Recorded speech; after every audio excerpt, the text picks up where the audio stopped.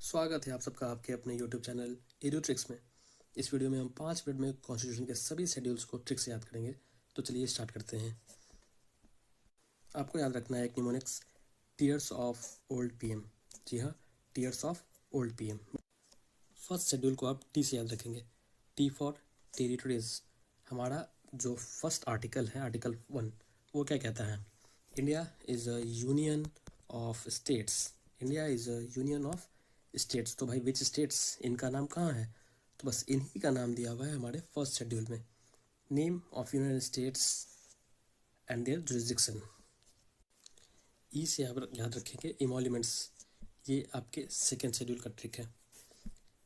Emoluments means जो भी salary है वो सेकेंड शेड्यूल में मेंशन है। किन के सैलरी? तो आप लिख लो एक जगह, प्रेसिडेंट के सैलरी का जिक्र है, गवर्नर के सैलरी का जिक्र है, और राज्यसभा के चेयरमैन के इमोल्यूमेंट्स एंड सैलरी का जिक्र है। उसके बाद लोकसभा के स्पीकर्स के लोकसभा के स्पीकर्स के सैलरी का जिक्र है, और जजेस के और कैग के इमोल्यूमेंट्स का जिक्र इसमें किया हुआ है सेकेंड शेड्यूल में।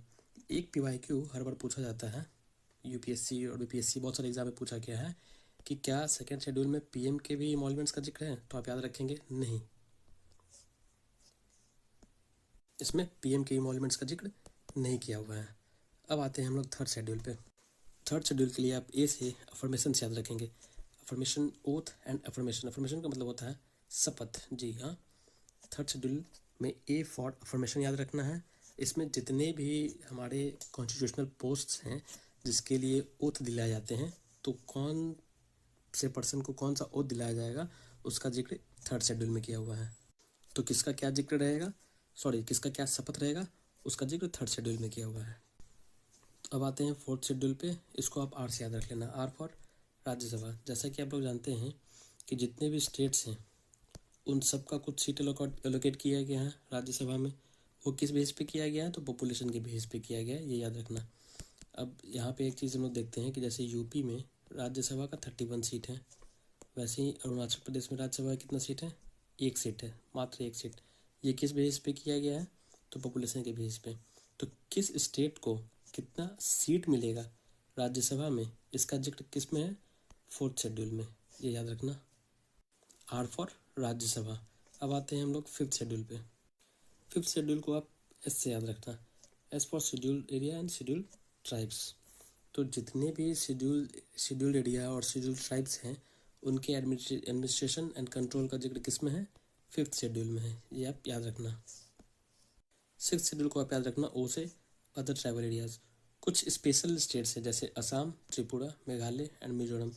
इसमें ट्राइबल एरियाज के एडमिनिस्ट्रेशन का जिक्र किया हुआ है सिक्स्थ शेड्यूल में। अब इसको आपको याद रखने के लिए ट्रिक आप याद रखना, ATM²। A for Assam, T for Tripura, M for Meghalaya and M for Mizoram. Seventh schedule को आप याद रखना, F से, F for federal structure. Federal structure मतलब लिस्ट्स, डिवीजन ऑफ पावर। तो इसमें यूनियन लिस्ट, स्टेट लिस्ट और कंकरेंट लिस्ट में जो भी सब्जेक्ट्स हैं वो मेंशन किए गए हैं सेवेंथ शेड्यूल में। आप F से याद रखना, फेडरल। एथ शेड्यूल को आप O से याद रख लेना, O फॉर ऑफिशियल लैंग्वेज। हमारे कॉन्स्टिट्यूशन में टोटल 22 लैंग्वेजेस का जिक्र है जिनका नेम मेंशन है एथ शेड्यूल में। नाइन्थ शेड्यूल को आप L से याद रख लेना, L फॉर लैंड रिफॉर्म्स। ये फर्स्ट कॉन्स्टिट्यूशनल अमेंडमेंट एक्ट के तहत ऐड किया गया था। और कब हुआ था फर्स्ट कॉन्स्टिट्यूशनल अमेंडमेंट एक्ट? तो 1951 में, याद रखना। आप पूछा जाता है बहुत सारे एग्जाम में।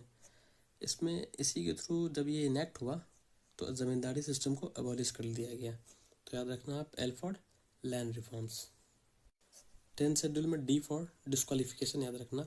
मतलब वो जो आपको पता होगा एक दल बदल कानून है, वो एंटी डिफेक्शन लॉ रिलेटेड, कि अगर कोई दल बदलता है तो उसको डिस्क्वालीफाई कर दिया जाएगा। इसका जिक्र 10th शेड्यूल में है और इसको 52nd कॉन्स्टिट्यूशनल अमेंडमेंट एक्ट 1995 में ऐड किया गया था। P से आप याद रखना, पंचायत। इसमें पावर्स, अथॉरिटी एंड रिस्पॉन्सिबिलिटीज़ के बारे में दिया गया है, किसके? तो पंचायत के। और ये 73rd कॉन्स्टिट्यूशनल अमेंडमेंट एक्ट 1992 के तहत ऐड किया गया था। और ये हमारा लास्ट शेड्यूल रहा, 12th शेड्यूल, जो कि आप M से याद रखोगे, तो म्यूनिसपैलिटीज़ जो पंचायत का जिक्र था वैसे ही इसमें म्यूनिसपैलिटी का जिक्र है, और ये 74th कॉन्स्टिट्यूशनल अमेंडमेंट एक्ट के तहत ऐड किया गया था।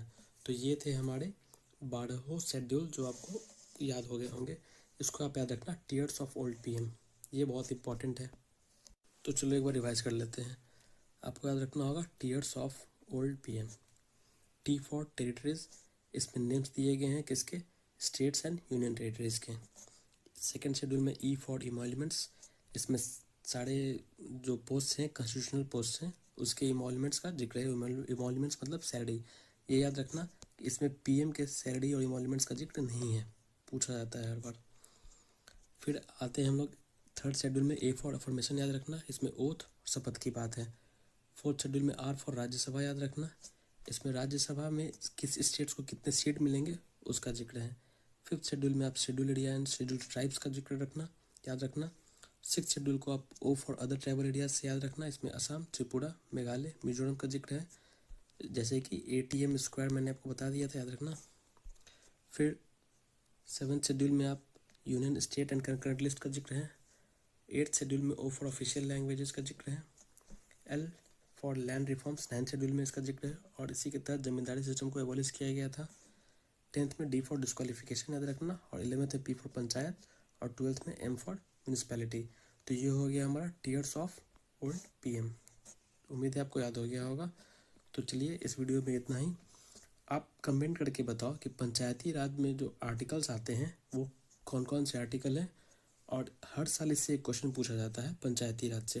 तो इसके आर्टिकल्स को भी याद करना थोड़ा डिफिकल्ट है, तो अगर आप बोलोगे तो कमेंट करना, मैं इसको ट्रिक से याद करवा दूंगा।